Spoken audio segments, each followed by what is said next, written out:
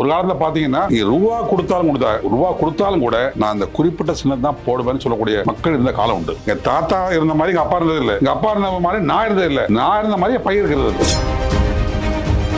தமிழ்நாடு அரசு மட்டும் தான் கடன் வாங்கியிருக்கேன், மற்ற மாநில அரசு எல்லா மாநிலமும் சொல்லிட்டேன். நான் வந்து இந்த தமிழ்நாட்டில் அந்த ஓட்டுக்கு நோட்டு கொடுக்கக்கூடிய கலாச்சாரம். நீங்க ஒரு கூட்டம் கூட்டணும் அப்படின்னாலே குவார்டர், கோழி பிரியாணி, குமாவத்து நிறைய நடக்குது. இதனால நிறைய டிஸ்டர்பன்ஸ் ஆகுது. ஒரே நேரத்தில் தேர்தல் நடத்த முடியுமானா முடியாது. ஏன்னா மகாராஷ்டிரால ஃபெஸ்டிவலா இருக்கலாம், தமிழ்நாட்டில் வேற மாசம் ஃபெஸ்டிவலா இருக்கலாம். அந்த ஒரே சமயத்துல நீங்க முடிச்சிட்டீங்க அப்படின்னா கண்டிப்பா பொருளாதாரத்துல மீண்டும் நம்ம வல்லரசா வாக்காளருக்கு 200 வருது, 500 வருது, 1000 வருதுன்னா அவங்க தலையில 5000 ரூபாய்க்கு மேல அரசாங்கம் டார்ச்சர் பண்ண போறாங்கன்னா அர்த்தம். தேர்தல் சொல்லியாச்சுன்னா அது ஒரு தேர்தலுங்கிறது திருவிழாவாயிடும். தேர்தல் கிட்டத்தட்ட ஒரு மாசம். அப்போ ஒரே நேரத்துல நீங்க தேர்தலை முடிச்சிடலாம். இந்தியா வந்து மிகப்பெரிய பணக்கார நாடு கிடையாது.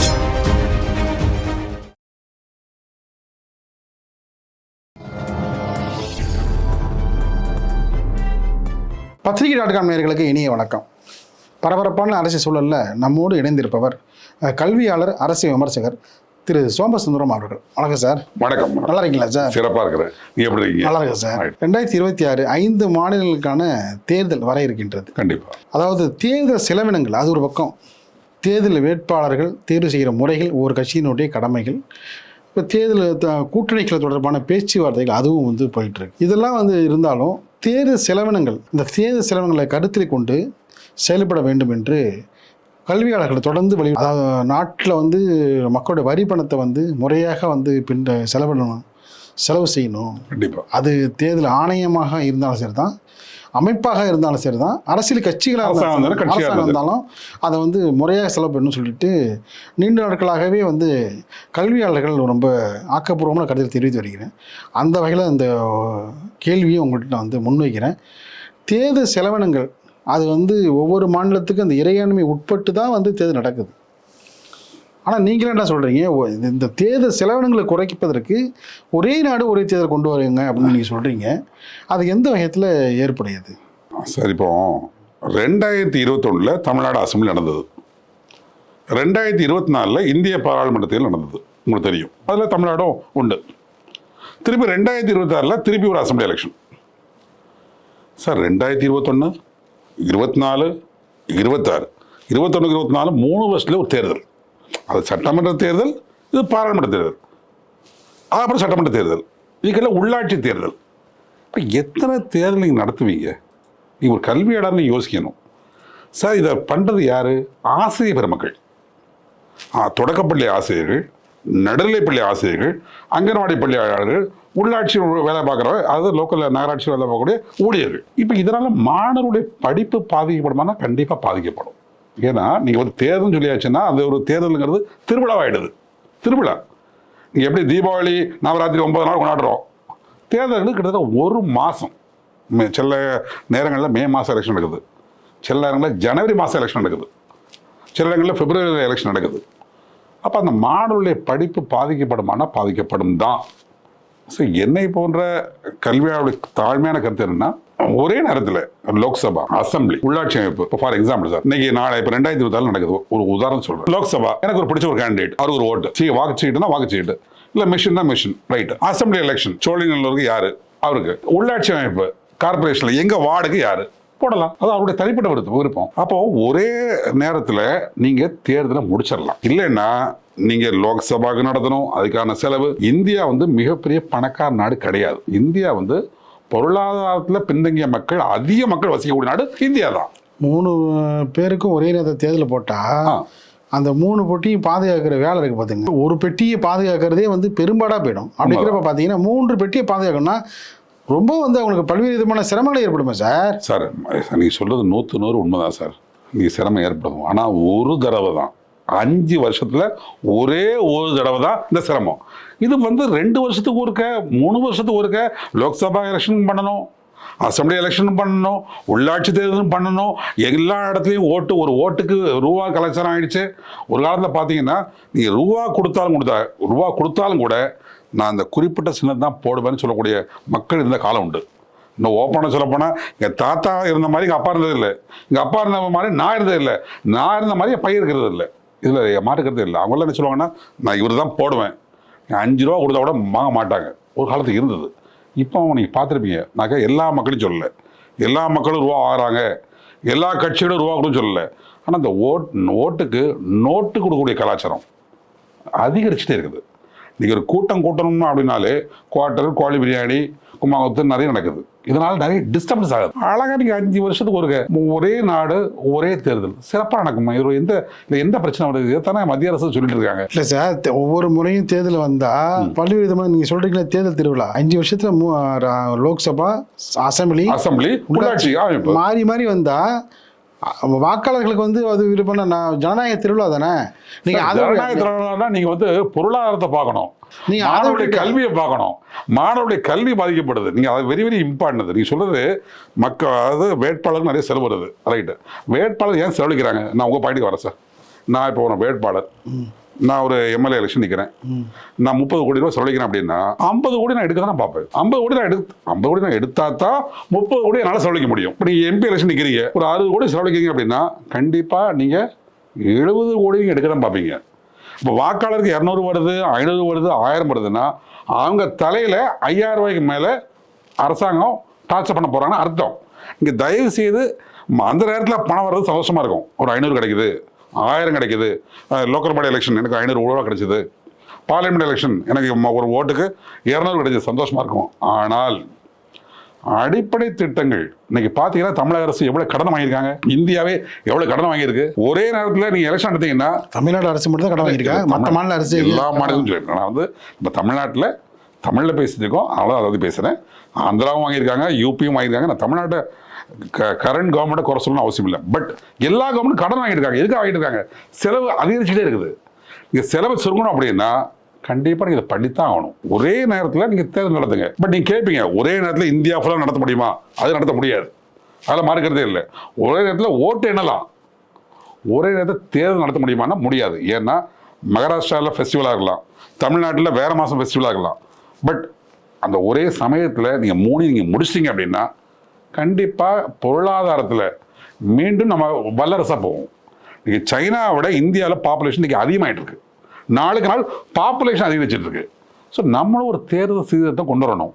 அதை மத்திய அரசு ஏற்கனவே அதான் ஐடியா போட்டிருக்காங்க. ஒரே நாடு ஒரே தேர்தல் என்ன பொறுத்தவரை அதில் ஆதரிக்கிறது தவறே இல்லைன்னு நான் நினைக்கிறேன்.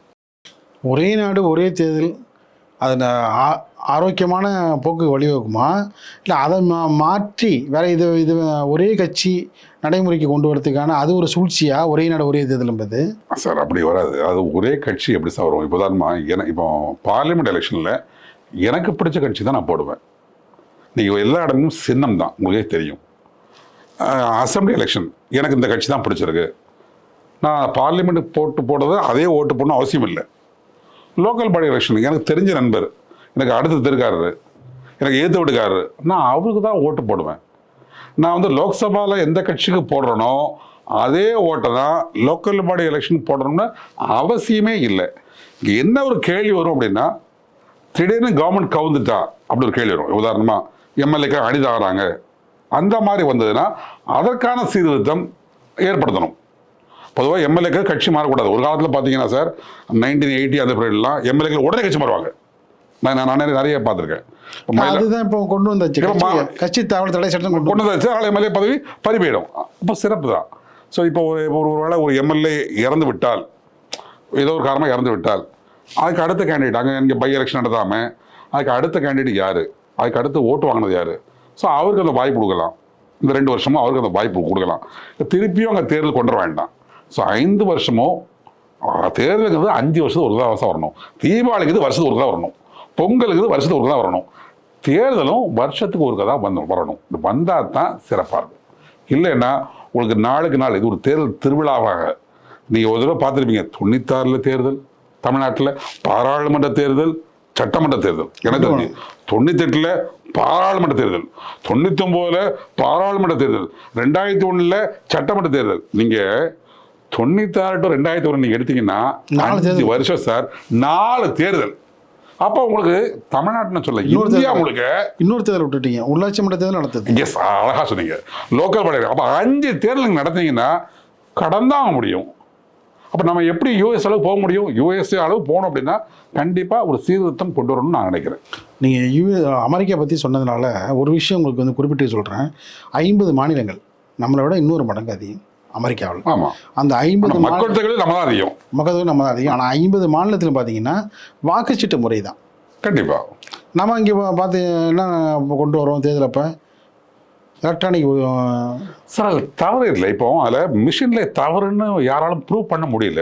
இப்போ நீங்கள் எப்படி இப்போ உதாரணமாக சார், எனக்கு தெரிஞ்சு ஒரு 15 வருஷம் முன்னால் நல்லா பேங்க் போவேன்.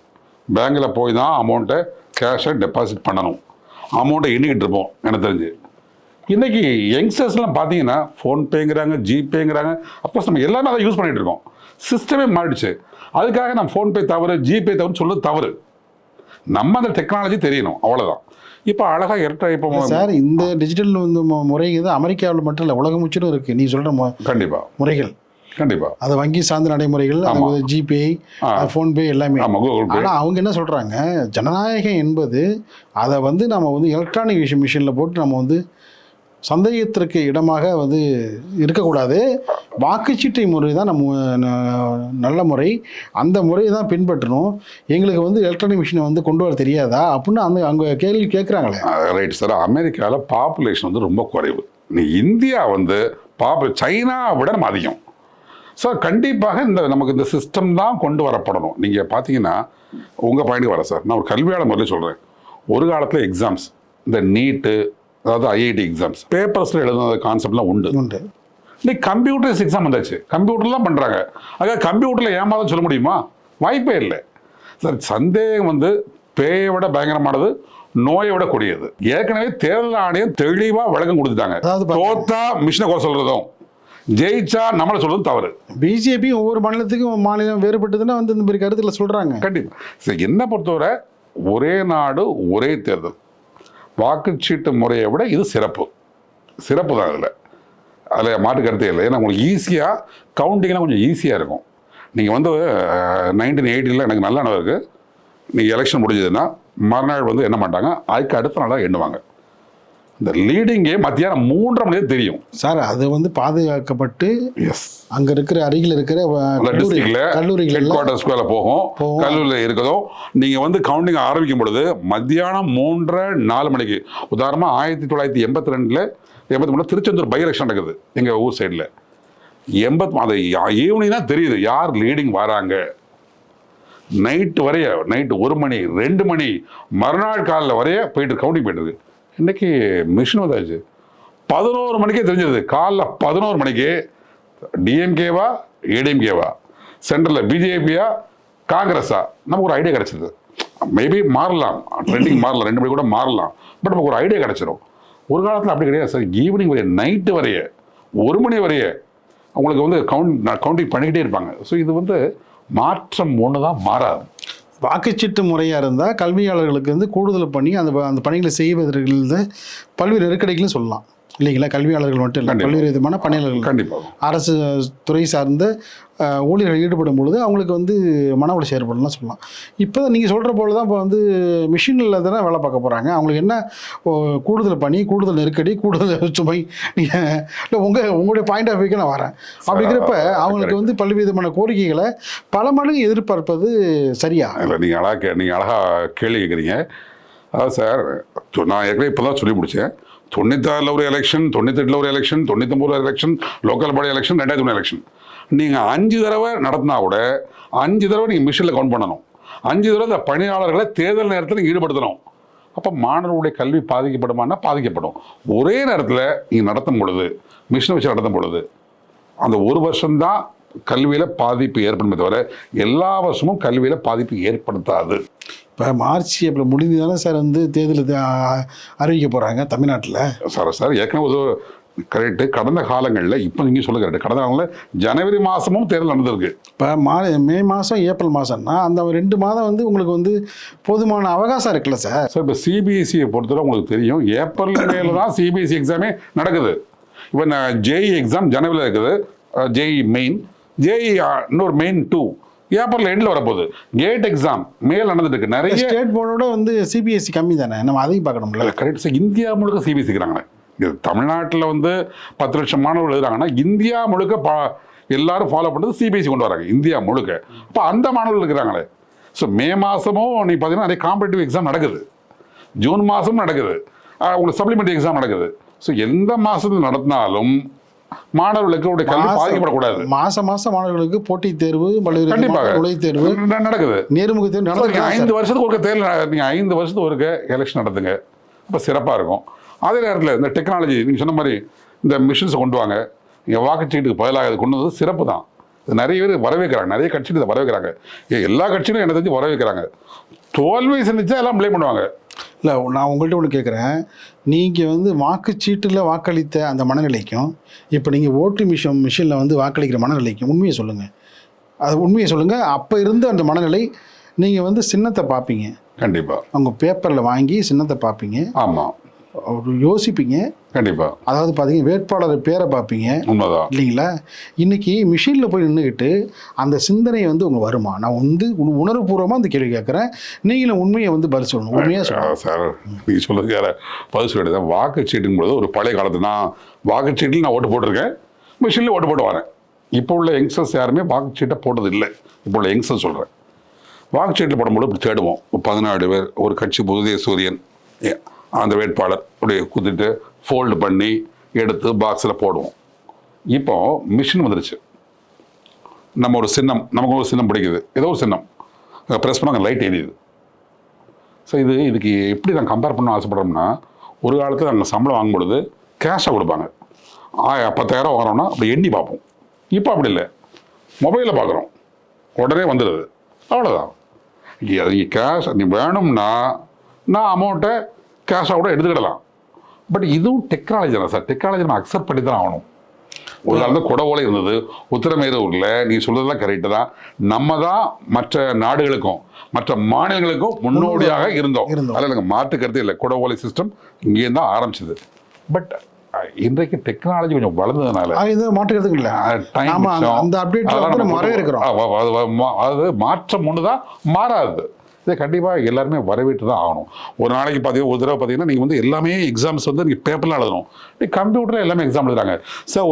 நீங்கள் ஒரு 25 வருஷம்னால பிளாக் போர்டில் தான் நீங்கள் பாடம் நடத்த முடியும். இன்றைக்கி அப்படி கிடையாது. Digital board online class. அமெரிக்காவில் இருந்துக்கிட்டே நீங்கள் இங்கே அழகாக பாடம் படிக்கலாம். இல்லை இந்தியாவில் இருந்துக்கிட்டே அமெரிக்கா ஸ்டூடெண்ட்டுக்கு நீங்கள் நடத்தலாம். நீங்கள் டோட்டலாக மாறி இருக்கு. ஸோ என்னை பொறுத்தவரை நான் அதை வரவேற்கிறேன், முழுமையாகவே நான் வரவேற்கிறேன். டிஜிட்டல் யுகத்தில் வந்து வகுப்புகள் சொல்லிக் கொடுக்குற முறையும் மாறி இருக்கு, இணையதளம் மூலியமாக. கண்டிப்பாக. ஆனால் அவனுக்கு வந்து நேருக்கு நேராக ஆதியாரோட உரையாடுற அந்த அனுபவம் இருக்குங்கள, அதன் மூலிமா கேள்வி கேட்குற வந்து அவங்க மாணவன் கேள்வி கேட்டு நீங்கள் பதில் சொன்ன அந்த காலம் இருக்குல்ல, அது வந்து நீங்கள் ஆன்லைனில் எடுக்கிற பொழுது அது வருமா? இல்லை, அது வராது சார். நீங்கள் சொல்லலை, ஒரு அதில் உடன்படுதேன். அது ஆன்லைனுக்கும் ஆஃப்லைனுக்கும் நிறைய வித்தியாசம் இருக்குது. இப்போ ஆஃப்லைனில் நீங்கள் ஃபேஸை பார்த்த உடனே தெரிஞ்சிடும், உனக்கு புரிஞ்சிருக்கா புரியலையா, இவன் சாப்பிட்டு வந்திருக்கானா சாப்பிடாம வந்திருக்கானா, இவனுக்கு ப்ராப்ளம் இருக்குதா இல்லையா, ஃபேமிலியில் ப்ராப்ளம் இருக்குதா இல்லையா, ஃபேஸை பார்த்த உடனே நான் கண்டுபிடிச்சிருவேன். நான் ஒரு மேக்ஸ் படும் பொழுது சரி இவன் சாப்பிடலை, இவனுக்கு வீட்டில் ஏதோ பிரச்சனை இருக்குது, ஃபேஸை பார்த்த உடனே கண்டுபிடிச்சிடலாம். பட் ஆன்லைனில் அது வாய்ப்பு இல்லை. அதுதான் கேட்குறேன். But at the same time இன்னைக்கு நாளுக்கு நாள் டெக்னாலஜி வளரும் பொழுது அதையும் நம்ம கண்டிப்பாக யூஸ் பண்ணணும். அதை நம்ம தவற விடக்கூடாதுங்கிறது எனது தாழ்மையான வேண்டுகோள். நிகழ்ச்சியில் பங்கேற்ற கருத்துக்களை தெரிவித்த இதே நன்றி சார். மிக்க நன்றி சார், மிக்க நன்றி.